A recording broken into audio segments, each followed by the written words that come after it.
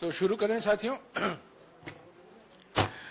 साथियों, आज ही के दिन 9 साल पहले नरेंद्र मोदी जी हमारे देश के प्रधानमंत्री बने।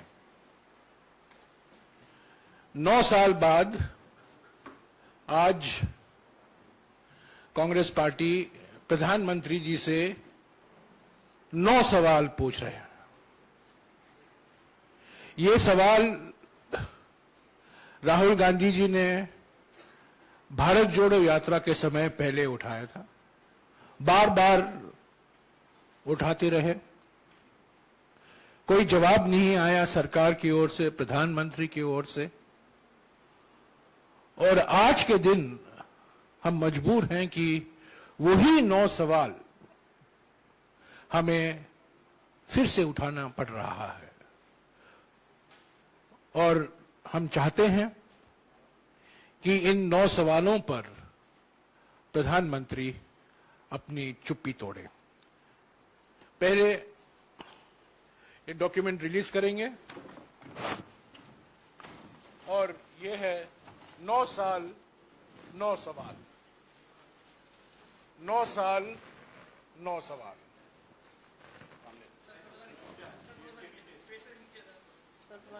थोड़ा फेस से नीचे। 9 साल 9 सवाल।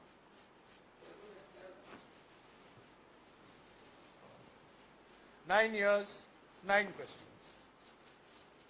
9 साल 9 सवाल। साथियों, जैसा कि मैंने कहा था कि बार बार राहुल जी भारत जोड़ो यात्रा के समय कन्याकुमारी से लेकर श्रीनगर तक सभी राज्यों में ये सवाल उठाते रहे, पर इसका जवाब नहीं आया सरकार की ओर से और खास तौर से प्रधानमंत्री की ओर से, क्योंकि ये सारे सवाल प्रधानमंत्री से पूछे गए थे। मैं ये 9 सवाल अब गिनूंगा, दोहराऊंगा और यही मांग करूंगा कि ये 9 सवालों पर प्रधानमंत्री अपनी चुप्पी तोड़े। पहला सवाल अर्थव्यवस्था से संबंधित है। हम लोग सब जानते हैं कि हमारी देश पीड़ित है महंगाई से, बढ़ती हुई बेरोजगारी से, नोटबंदी से, पहला नोटबंदी, दूसरा नोटबंदी, गलत तरीके से जीएसटी लागू होने के बाद जो एमएसएमई खत्म किए गए हैं, और इसका पूरा नतीजा आर्थिक विषमताओं पर हमें देखने को मिल रहा है। आर्थिक विषमताएं बढ़ती जा रही हैं। सवाल हमारा व्यवस्था से क्यों है प्रधानमंत्री जी, देश में महंगाई और बेरोजगारी आसमान छू रही है? क्यों और अमीर हो रहे हैं और गरीब हो रहे हैं? सार्वजनिक संपत्तियों को आप क्यों मित्रों को बेच रहे हैं? आर्थिक विषमताओं क्यों बढ़ रही हैं? तो ये पहला सवाल अर्थव्यवस्था से जुड़ा हुआ है और खास तौर से बढ़ती हुई आर्थिक विषमताओं के संबंध में है। दूसरा सवाल कृषि और किसान से संबंधित है, कृषि और किसान से जुड़ा हुआ है। ऐसा क्यों है प्रधानमंत्री जी कि पिछले 9 सालों में भी किसानों की आय 2 गुनी नहीं हुई है? ये उनका वादा था, ये वादा अभी तक पूरा नहीं हो पाया। 3 काले कृषि कानूनों को रद्द करते समय किसान संगठनों के साथ हुए समझौतों को अभी तक लागू क्यों नहीं किया गया है? एमएसपी की गारंटी क्यों नहीं दी गई है? इस पर बहुत लंबी चर्चा हुई है। पहले किसान संगठनों के साथ सरकार की बातचीत हुई, संसद में भी इस पर बहस हुई, ये काले कानून पारित हुए। उसके बाद मजबूरी से प्रधानमंत्री ने इसको वापस लेना पड़ा। तब के समय कुछ बातचीत हुई किसान संगठनों के साथ, और आज भी रद्द करते वक्त जो वादे किए गए थे, जो गारंटी दिए थे, आज तक वो पूरे नहीं हुए हैं। तीसरा सवाल प्रधानमंत्री से, ये तीसरा सवाल पिछले 3-4 महीने से हम कर रहे हैं। खासतौर से मित्रवादी पूंजीवाद का मिसाल जो हमें देखने को मिल रहा है, रोज कुछ ना कुछ मोडानी कहानी जो हमें उसको अखबारों में, टीवी में, मीडिया में, कई माध्यमों से हमें जानकारी मिलती रहती है। ऐसा क्यों है प्रधानमंत्री कि अडानी को फायदा पहुंचाने के लिए LIC और SBI में जमा जनता के खून पसीनों की कमाई को दांव पर दिया गया है। भ्रष्टाचार को खत्म करने की बात करने वाले प्रधानमंत्री इस पर जवाब क्यों नहीं देते कि अडानी की फर्जी कंपनियों में, शेल कंपनियों में, फर्जी कंपनियों में 20,000 करोड़ रुपए किसके हैं? इस पर आप जानते हैं, हमने 100 सवाल, हम अडानी के हैं कौन श्रृंखला में हमने 100 सवाल पूछे हैं, उसका एक भी जवाब नहीं आया है। और अभी ये प्रचार किया जा रहा है कि सुप्रीम कोर्ट से एक क्लीन चिट मिला है। ये बिल्कुल क्लीन चिट नहीं है, ये भी साबित हो गया है। और भी सवाल उठते हैं और खास तौर से ये फर्जी कंपनियों से जुड़े हुए हैं। और ये 20,000 करोड़ रुपया किसका है? चौथा सवाल भी राहुल जी ने बार बार भारत जोड़ो यात्रा के समय उठाया था, हमने भी उठाए हैं, बार बार हम उठाते रहते हैं। ये आंतरिक सुरक्षा से संबंधित है और खास तौर से चीन से जुड़ा हुआ है, जो 19 जून 2020 को प्रधानमंत्री ने चीन को क्लीन चिट दे दी। उसके वजह से हमें परेशानी भुगतनी पड़ी है। और हमारा इस संबंध में सवाल है, ऐसा क्यों है प्रधानमंत्री जी कि चीन को लाल आंख दिखाने की बात करने वाले आप उनको 2020 में क्लीन चिट दे दी, जबकि वो आज भी हमारी जमीन पर कब्जा करके बैठा है। पांचवा सवाल, अभी आप देख रहे हैं मणिपुर में क्या हो रहा है, एक वो अभी नया मिसाल है। और भी राज्यों में ध्रुवीकरण फैलाया जा रहा है, हिंसा फैलाया जा रहा है। सामाजिक सद्भाव जो बिगड़ा है, सामाजिक सद्भावना जो बिगड़ा है, उस पर यह सवाल है।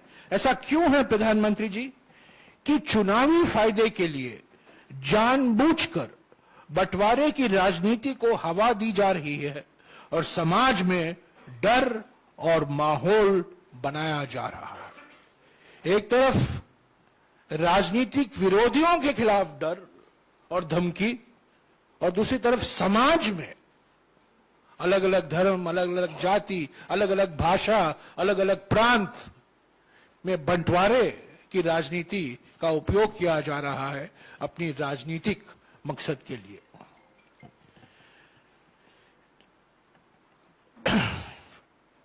छठा सवाल है हमारा सामाजिक न्याय से संदर्भ है। ऐसा क्यों है प्रधानमंत्री जी कि महिलाओं, आप देख रहे हैं जंतर मंतर में, ऐसा क्यों है कि महिलाओं, दलितों, आदिवासियों, ओबीसी और अल्पसंख्यकों के खिलाफ हो रहे अत्याचारों पर आप चुप रहते हैं? जाति जनगणना, कास्ट सेंसस, वो जाति जनगणना की मांग को क्यों नजरअंदाज किया जा रहा है? कांग्रेस अध्यक्ष मल्लिकार्जुन खड़गे जी ने प्रधानमंत्री को भी खत लिखा है, उसका भी जवाब नहीं आया। राहुल जी ने बार बार भारत जोड़ो यात्रा के समय इसकी मांग की। आप जानते हैं जब यूपीए की सरकार थी, हमने जाति जनगणना की थी, पर बहुत से कारणवश, मैंने पहले आपको बताया है, वो प्रकाशित नहीं हो पाया। और हमारी मांग है और अनेक विपक्ष पार्टियों की मांग है कि जाति जनगणना होना जरूरी है, पर यह अभी तक इस पर प्रधानमंत्री ने कुछ कहा नहीं है। लोकतांत्रिक संस्थाएं पर अगला सवाल है। ऐसा क्यों है प्रधानमंत्री कि विपक्षी दलों और नेताओं के खिलाफ बदले की भावना, प्रतिशोध की भावना से कार्रवाई की जा रही है? क्यों जनता द्वारा चुनी हुई विपक्षी दलों की कई सरकारें गिराई गई हैं? पिछले 9 सालों में संवैधानिक और लोकतांत्रिक संस्थाओं को क्यों कमजोर किया जा रहा है? 8वां सवाल, जन कल्याण की योजनाएं, मिसाल के तौर से महात्मा गांधी नरेगा। ऐसा क्यों है प्रधानमंत्री कि बजट में कटौती करके मनरेगा जैसे जन कल्याण की योजनाओं को कमजोर किया गया है? गरीब, आदिवासी एवं जरूरतमंदों के सपनों को क्यों आप कुचला जा रहा है? और हमारा अंतिम सवाल, प्रधानमंत्री को हम याद दिलाना चाहते हैं, कोरोना मिसमैनेजमेंट आज हम भूल गए हैं, पर एक समय था कोरोना महामारी से सारा देश पीड़ित था। ऐसा क्यों है प्रधानमंत्री कि कोरोना के कारण और खास तौर से कोरोना मिसमैनेजमेंट के कारण, कुप्रबंध के कारण 40 लाख लोगों ने अपनी जान गंवाई। 40 लाख लोगों की मौत के बाद भी उनके परिवारों को मुआवजा देने से मना कर दिया गया। क्यों अचानक लॉकडाउन करके लाखों कामगार साथियों के घर जाने के लिए मजबूर किया गया और उन्हें उनके हाल पर छोड़ दिया गया? तो साथियों, ये 9 सवाल हैं, 9 साल के 9 सवाल, भारत जोड़ो यात्रा के 9 सवाल, राहुल जी के 9 सवाल, हमारे कांग्रेस अध्यक्ष के 9 सवाल, कांग्रेस पार्टी के 9 सवाल और देश की जनता का 9 सवाल। तो ये 9 साल हैं, 9 सवाल हैं और प्रधानमंत्री को, खास तौर से प्रधानमंत्री को चुप्पी तोड़ने की अभी वक्त आ गया है और जरूरी है। कल 27 तारीख को कांग्रेस पार्टी ने 35 शहरों में इस 9 साल 9 सवाल लेकर प्रेस कॉन्फ्रेंस आयोजन किया है। कल और परसों 27 और 28 दोनों दिन होंगे, पर ज्यादातर प्रेस कॉन्फ्रेंसेस कल ही होंगे। 27 तारीख को हमारे कई सांसद और हमारे कई सीनियर लीडर, कई नेता पदाधिकारी सब लोग जाएंगे और इसका विमोचन भी होगा इन शहरों में। 9 साल 9 सवाल का जो डॉक्यूमेंट है, जो दस्तावेज है, जो रिपोर्ट है, ये एक रिपोर्ट कार्ड है। ये मानकर चलिए कि ये एक रिपोर्ट कार्ड है और इसमें हर एक सवाल के लिए जो बैकग्राउंड जानकारी जरूरत है उसमें दिया गया है। क्यों ये सवाल पूछा गया है, किस संदर्भ में ये सवाल पूछा गया है और देश को क्या भुगतना पड़ रहा है क्योंकि प्रधानमंत्री इन सवालों पर चुप है। ये रिपोर्ट कार्ड अंग्रेजी में है और हिंदी में भी, दोनों में। आपने देख लिया होगा।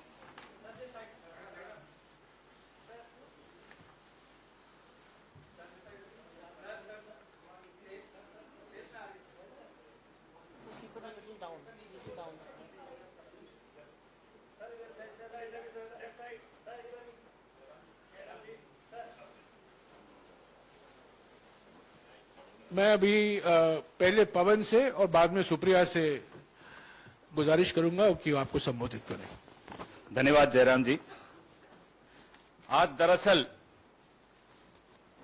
प्रधानमंत्री को माफी दिवस मनाना चाहिए। पिछले 9 साल जिनका लेखा जोखा अभी जयराम रमेश जी ने आपके सामने रखा, उस लेखा जोखा को अगर आप देखते हैं तो आज सिर्फ और सिर्फ मिच्छामी दुक्कड़म कहना चाहिए प्रधानमंत्री को। इसके अलावा और 2 शब्द के अलावा तीसरा नहीं बोलना चाहिए। प्रत्येक हिंदुस्तानी से, प्रत्येक भारतीय से जिसके साथ विश्वासघात हुआ, उससे वो माफी मांगे। जो अगर आप लोग नेटफ्लिक्स देखते हैं, फिक्शनल नॉवेल्स पढ़ते हैं तो लिखा हुआ आता है काल्पनिक है।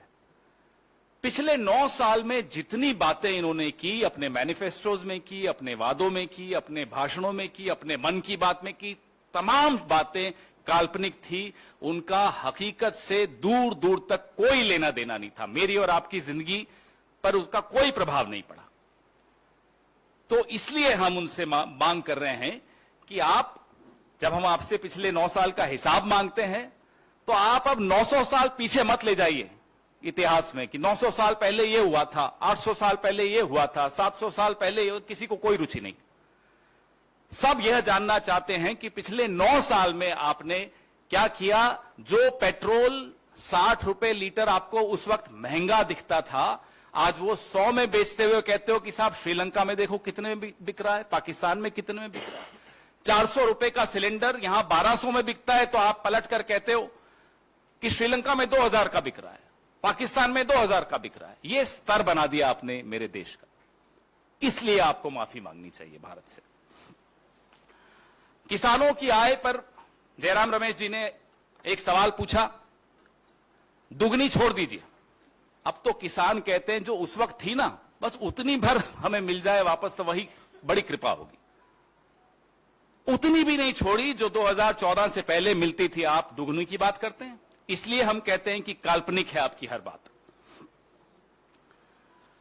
कोरोना काल में हम सबने त्रासदियां देखी, ऑक्सीजन नहीं, साहब जो थे हजारों की भीड़ इकट्ठी करते थे, शाम को जूम कॉल पे मास्क लगा के बैठ जाते थे। यह असलियत है इस सरकार की। असली चेहरा कुछ और जब वक्त आता है तो मुखौटा। तो मुखौटे और चेहरे का जो द्वंद्व है, पिछले 9 साल में वही इस देश ने देखा, कुछ नया नहीं देखा। हम फिर से मांग करते हैं कि आज से लेकर 31 मई तक जितने भी आयोजन करें, माफी जरूर मांगे इस देश से विश्वासघात के लिए जो इस देश के साथ पिछले 9 साल में हुआ है। धन्यवाद।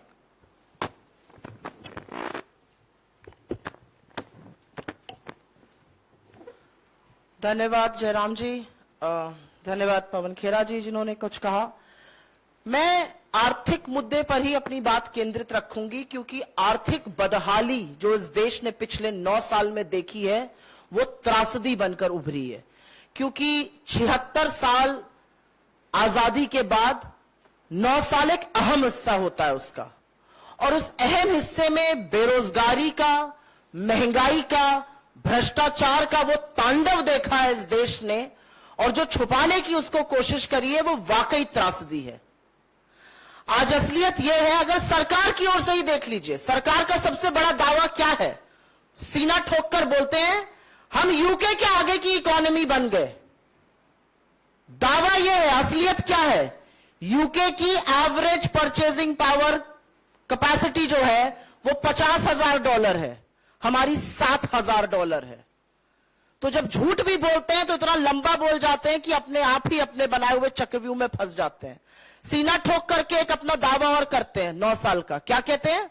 हमने 86 करोड़ लोगों को फ्री का राशन बांटा। हां, क्योंकि आप हमारे देश को इस कगार पर ले आए कि भूखमरी, बेरोजगारी और महंगाई के चलते आपको वो बांटना पड़ा। और अब लोगों की आंखें खुल रही हैं, क्योंकि गरीब देख रहा है कि आपने उसके साथ क्या क्या धोखा किया है। लेकिन अगर निष्पक्ष तरीके से एक बात देख ली जाए तो जिस प्रधानमंत्री ने 9 साल पहले आज के दिन प्रधानमंत्री बनने से पहले कहा था मैं 2 करोड़ रोजगार साल के दूंगा, अभी तक तो 19 करोड़ रोजगार बन जाने चाहिए थे, उस प्रधानमंत्री को 71,000 वो चिट्ठियां बांटनी पड़ती है जो डाकिया घर लेकर जाता था। कहां 19 करोड़ रोजगार बनाने थे और कहां 71,000 चिट्ठियां बांट रहे हैं। यह असलियत है इस सरकार की। इस सरकार की यह असलियत है कि कोरोना का एक भी केस आने से पहले इस देश की अर्थव्यवस्था 8.2% से गिरकर 4.1% पर हो गई थी और 45 साल की सबसे ज्यादा बेरोजगारी थी। इस सरकार की यह असलियत है कि इनकी नाक के नीचे से, क्या वो ललित मोदी हो, क्या वो नीरव मोदी हो, क्या वो मेहुल चौकसी हो, क्या वो विजय माल्या हो, करोड़ों का चूना लगाकर पैसा लेकर इस देश का भाग गए और यह सरकार कुछ नहीं कर पाई, आज भी हाथ पर हाथ धरे बैठी है। इस सरकार के भ्रष्टाचार का यह आलम है कि 11 लाख करोड़ बट्टे खाते में अमीर आदमियों के लिए डाल दिए गए, लेकिन किसानों के कर्जे माफी पर नाक भौं सिकोड़ने लगते हैं। इनकी असलियत यह है कि 23 करोड़ लोग इस देश में गरीबी की सीमा रेखा के नीचे चले गए, जिन 27 करोड़ लोगों को हमने ऊपर उबारा था 4 से 14 के बीच में। इस सरकार की यह असलियत है कि प्रधानमंत्री बनने से पहले मोदी जी क्या कहते थे? मित्रों, रुपए की साख और प्रधानमंत्री की साख प्रतिष्ठा एक बराबर है। जैसे जैसे रुपया गिरता है प्रधानमंत्री की साख गिरती है। 53 पर रुपया मिला था, आज 83 पर है। कहते हैं हम सबसे सस्ता तेल बुला रहे हैं, ले रहे हैं, खरीद रहे हैं रशिया से। तो महानुभाव, हमारा पेट्रोल और डीजल का दाम सस्ता क्यों नहीं हो रहा? आखिरी बार दाम सस्ता कब हुआ था, यह देश की जनता जानना चाहती है। इस सरकार ने पढ़ाई महंगी कर दी, आटा महंगा कर दिया, अस्पताल की बेड महंगी कर दी, रेलवे की यात्रा महंगी कर दी। और इसीलिए मैं कहती हूं कि बेरोजगारी और महंगाई और भ्रष्टाचार का जो तांडव इस देश ने देखा है वो वाकई में त्रासदी है। कर्नाटक ने एक संदेश दिया और वो संदेश भाजपा ना पढ़ना चाहे तो हमारे लिए बहुत अच्छा है, लेकिन संदेश ये है और संदेश बड़ा है। और एक के बाद एक नए नए सर्वे आप लोगों के टीवी चैनल के माध्यम से अब सामने आ रहे हैं। इस देश के सामने मूलतः 3 समस्या है: बेरोजगारी, महंगाई और निरंकुश भ्रष्टाचार। अडानी पर एक शब्द नहीं बोलेंगे। बेरोजगारी की बात करो तो पकौड़ा तलने की हिदायत देंगे, पकौड़ा भी तल लेंगे साहब, लेकिन जो गैस का सिलेंडर 400 पे मिलता था उसको भी आपने 1200 कर दिया है। आटे पर भी आपने जीएसटी लगा दिया है, सरसों के तेल को 90 से 250 पहुंचा दिया है। और महंगाई की बात करो तो सरकार खड़े होकर कहती है हम तो जी लहसुन प्याज ही नहीं खाते। आप मत खाइए, लेकिन लोगों की थाली में प्रहार मत करिए। मेरा अपना मानना है इन सब बातों का जवाब मिलना जरूरी है। और 9 साल में बाकी जो जयराम जी ने आपको संस्थाओं के बारे में बताया, जो पवन जी ने आपको माफी की बात करी, बिल्कुल करना चाहिए। मेरा तो एक चैलेंज भी है और एक गुजारिश भी है। महोत्सव मनाना चाहिए सरकार को 9 साल का, महोत्सव मनाना चाहिए अपनी नाकामी के 9 सालों का। और लगे हाथ प्रधानमंत्री महोदय एक प्रेस वार्ता जरूर कर दें बिना टेलीप्रॉम्प्टर के। कुछ सवाल ले लें, कुछ सवाल लेकर एक प्रेस वार्ता कर दें तो हम चुप हो जाएंगे, लेकिन वो कर नहीं सकते क्योंकि प्रधानमंत्री सवालों के जवाब से भागते हैं और सवाल दिन ब दिन बढ़ते जा रहे हैं। धन्यवाद। जी, आपके सवाल, देश के सवाल तो हो गए। आपके सवाल, इन सवालों पर मैं जानता हूं आपके कई सवाल हैं, इन सवालों पर। हाँ मौसमी,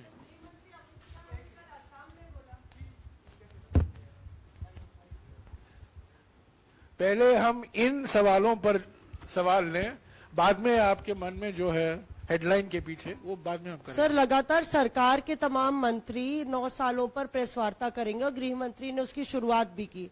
उन्होंने आरोप लगाया है कांग्रेस पार्टी पे कि कांग्रेस पार्टी अभी डिसइल्यूजन्ड है और अहंकार से डूबी हुई है, और अगर ऐसा ही चला तो लोकसभा के आने वाले चुनाव में अभी तो मुख्य विपक्षी दल का ये रुतबा खोए हैं और बिल्कुल साफ हो जाएंगे लोकसभा के आने वाले चुनाव में। मैं क्या कह सकता हूं? कर्नाटक के चुनाव के पहले प्रधानमंत्री ने क्या कहा, वही स्वघोषित चाणक्य ने क्या कहा कर्नाटक में, और क्या नतीजा देखने को मिला। तो ये सब बोलने की बातें हैं। कर्नाटक ने पहले हिमाचल में, बाद में कर्नाटका में, ये साफ हो गया है कि प्रधानमंत्री से लोग थक गए हैं। और गृह मंत्री कुछ भी बोले पर उनकी जो पब्लिक रैलियां हुई, मैंने खुद देखा है, उसमें लोग नहीं आए।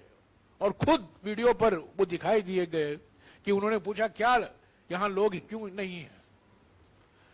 तो 2024 में क्या होगा उस पर अभी ये मौका नहीं है, ये वक्त नहीं है। उसके पहले 5-6 राज्यों में चुनाव होंगे, उसकी तैयारी में हम लोग हैं।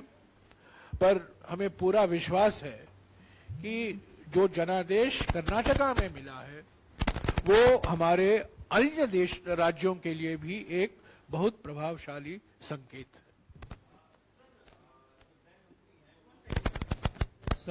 सर मेरा सवाल आपसे ये है कि एक आप कांग्रेस हेल्दी डेमोक्रेसी की बात करती है, तो 9 साल में कुछ सरकार ने काम भी किए होंगे, तो आपको क्या लगता है, आपने सवाल तो खड़े किए ही हैं, अगर इस 9 सालों के काम को 10 में से एक काम तो 9 साल में हुआ है, एक काम तो हुआ है कि जो यूपीए के समय कार्यक्रम थे, जो परियोजनाएं थी, उनको नया नाम दिया गया।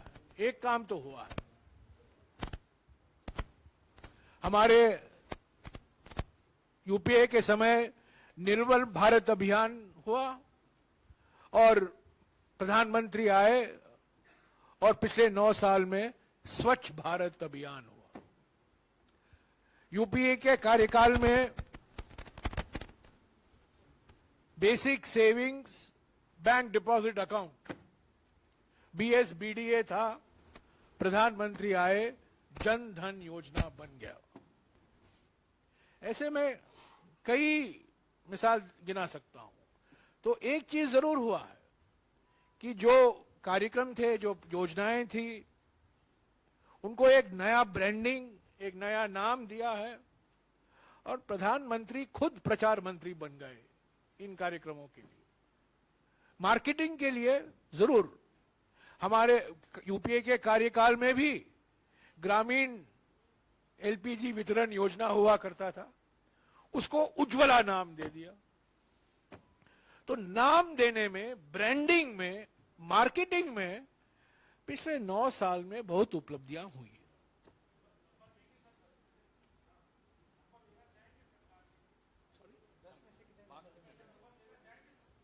नहीं, नंबर नहीं दूंगा मैं, पर मार्केटिंग, ब्रांडिंग में उन्होंने बहुत कुछ काम किया है, बहुत कुछ काम किया है और हमें सीखने को भी मिला है। विदेश नीति के संदर्भ में अभी हर बच्चा जानता है हमारे देश में A² + B², A+B² = A² + B² + 2AB। ये 2AB क्या है हर बच्चा जानता है। अभी सरकारी स्कूलों में, निजी स्कूलों में ये 2AB क्या है पूछते रहता है। बहुत उपलब्धियां हुई है।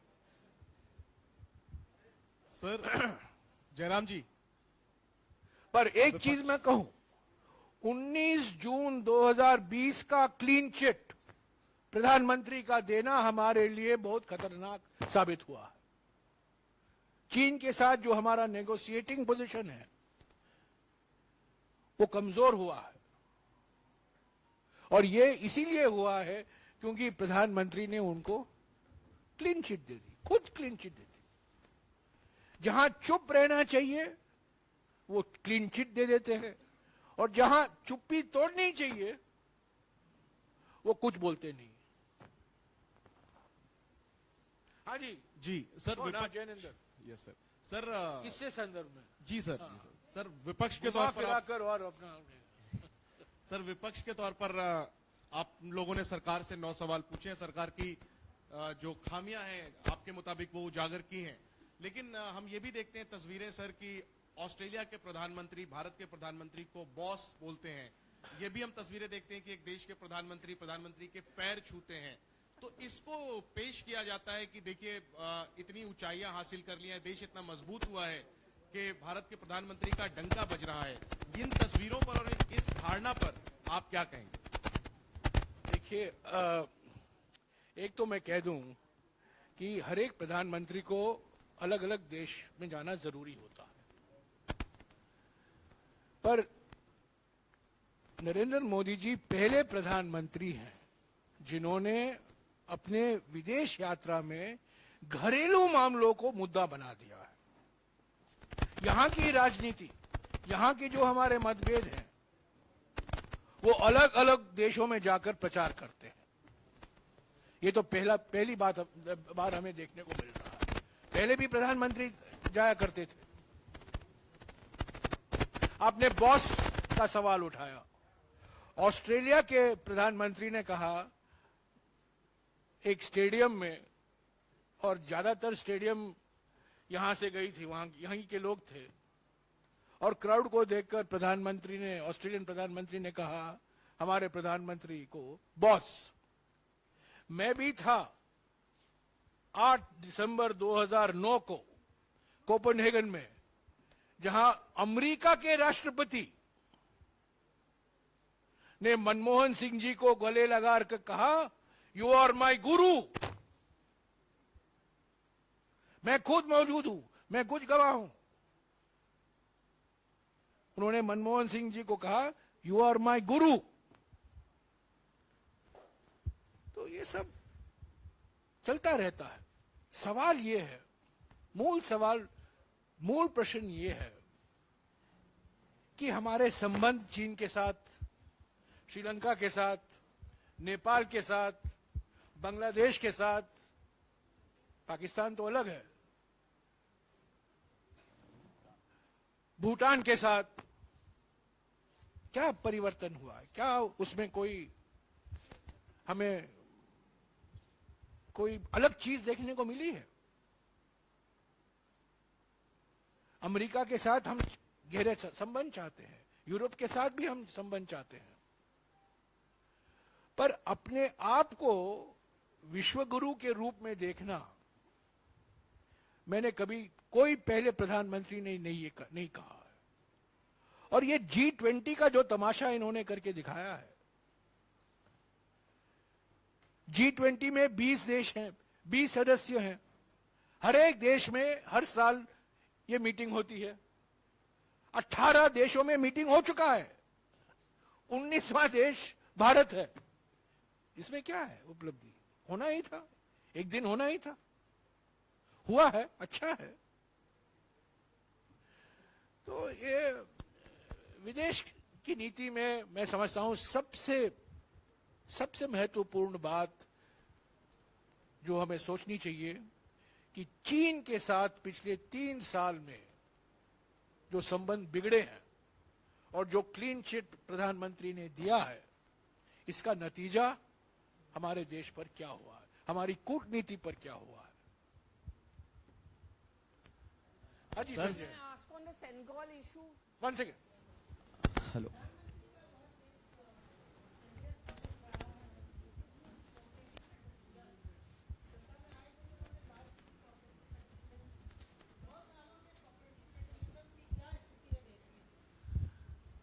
कोऑपरेटिव फेडरलिज्म का जिक्र इसमें है। आप देखेंगे कोऑपरेटिव फेडरलिज्म को बहुत चोट पहुंचाया गया है पिछले 9 सालों में। मैं आपको कई मिसाल दे सकता हूं। चुने हुए सरकार गिराए गए हैं,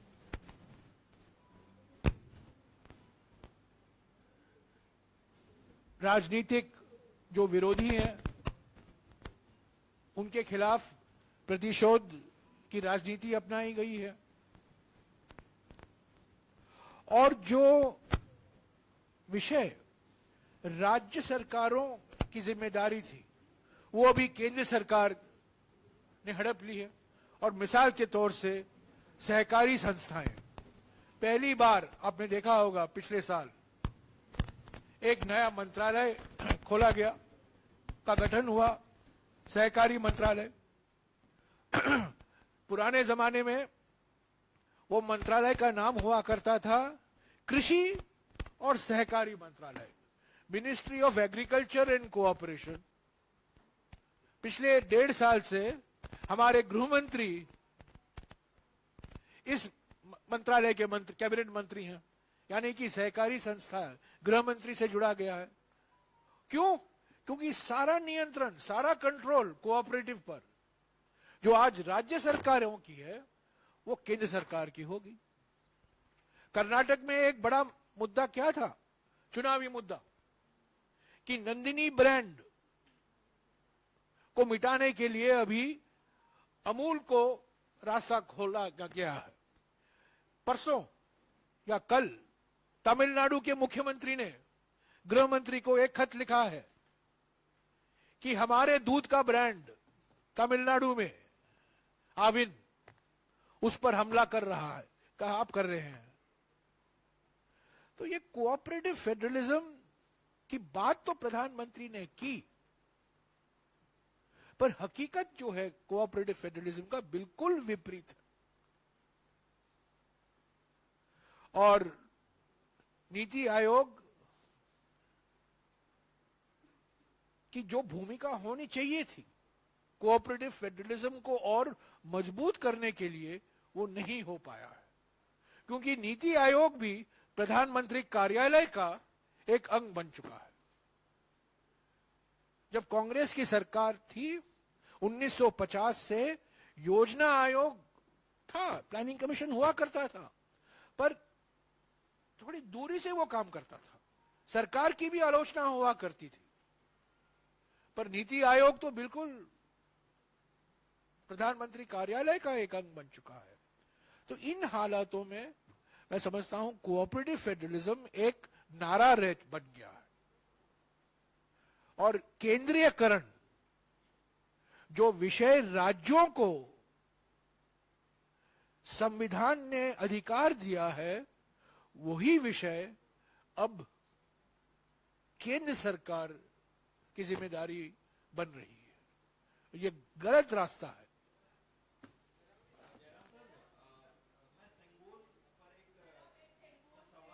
You tweeted in the morning, but there has been a rebuttal which has come in. Nothing from on this. No, I'm taking questions on this. You finish on that now. I'll take that later. Sir Sengol पर सवाल था। नहीं, सेंगोल पर नहीं है ये। आप विषय पर पूछिए, विषय पे पूछ। विषय पर पूछिए। कोई डाइवर्ट करने की कोशिश मत कीजिए। विषय पर पूछिए, विषय पर पूछिए। हाँ, 9 साल पर। हाँ, 9 साल पे जो 9 सवाल आपने पूछे, 9 साल हो गए मोदी सरकार के। उसी 9 साल के अंदर एक राजदंड जो है पार्लियामेंट के अंदर उसको स्थापित करने की बात हो रही है। इसमें आपके पास कोई डॉक्यूमेंट्री एविडेंस है नहीं इसका? कोई डॉक्यूमेंट्री एविडेंस नहीं है कि नेहरू जी या फिर राजा जी या फिर माउंटबेटन के सामने ये सौंपा गया हो ब्रिटिशर्स द्वारा। उस पर अमित शाह ने कहा कांग्रेस को भारतीय ट्रेडिशन और कल्चर से भी I don't understand. सवाल क्या है? मैं अपने ये ट्वीट के लिए मैं प्रेस कॉन्फ्रेंस नहीं कर रहा हूं। हाँ जी, और कोई सवाल इस पर नहीं है? क्या शमीन? कोशिश अच्छा था। हाँ,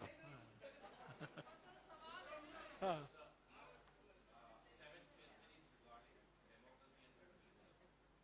Highest symbols of federalism is Rajya Sabha. In the inauguration of this parliament building, we don't see the representation of Rajya Sabha, as in Rajya Sabha chairman's name is not there. Do you see it as an insult to Rajya Sabha and devaluation of Rajya Sabha? All institutions have been devalued in the last 9 years. All constitutional authorities have been devalued. All investigative agencies have been misused. There has been a consistent effort to orchestrate a confrontation with the judiciary. A consistent effort. So, the devaluation of institutions, I don't want to take institution name one by one, but all constitutional authorities, there has been a systematic attempt to undermine the independence and professionalism of all constitutional and other legal authorities. Sir हाँ जी, नहीं, sir आपने China को लाल बिल्कुल नहीं sir आपने China को लाल आंखें दिखाने की और बात, कुछ सर पूछ तो रहा हूं आप जवाब। आपने चाइना को लाल आंखें दिखाने की बात कही, आपने कहा आतंकवाद के मुद्दे पर चोट करने की बात कही। बीजेपी का कुछ दिन पहले ही टेक आया था कि जब राहुल गांधी ने लाल चौक पर तिरंगा फहराया तो वो बीजेपी की ही सफलता का पर्याय था। नेक्स्ट सवाल, इसका जवाब बहुत बारी मैं दे चुका हूं। अगला सवाल। नहीं, बिल्कुल नहीं, डाइवर्ट मत कीजिएगा। Mister Jairam, okay, thank you. Mister Jairam Ramesh, mister Jairam Naresh, Jairam Ramesh, one